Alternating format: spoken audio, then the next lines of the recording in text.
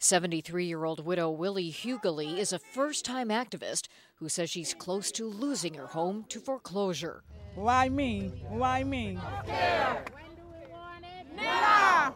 She joined about 40 protesters outside AIG offices in Wilton, Connecticut, waving homemade signs reading "Lifestyles of the Rich" and "Shameless," blasting the insurance giant for paying executives at least $165 million in bonuses after getting federal bailout money. There's really justifiable outrage at this growing gap between people who, in fact, remain insulated from the meltdown in the economy and those who, are the ones struggling to save their home and avoid foreclosure. Connecticut's Working Families Party staged a bus tour past some swanky AIG executive homes who got those bonuses. First stop, the home of Doug Poling, right over here. Security guards are in the driveway.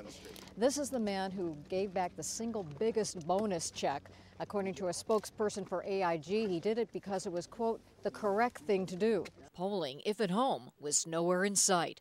Private security guards kept protesters at the driveway's edge. You Mr. Poling, you're just a security guard. We want to thank him for doing what he did. Unable to hand deliver a letter, it was read out loud. And we applaud this step.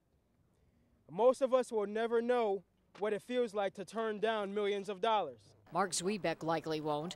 A laid-off steel worker and father of 5, the youngest is 14, he's hoping for better days and putting his faith in President Obama. 8 years ago, this would have been a 20-second clip, and that would have been the end of it, and nobody would have gave their money back. Nobody gave their money back 8 years ago. At the next waterfront estate, another symbolic letter read outside the home of former AIG executive James Haas, nicknamed Jackpot Jimmy by one New York paper.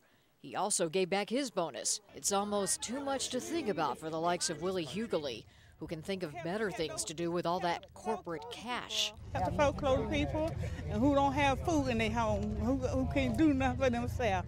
By going on tour to follow the money, these working-class families want taxpayer-backed corporations to know from now on they'll be watching every penny. Susan Candiotti, CNN, Wilton, Connecticut.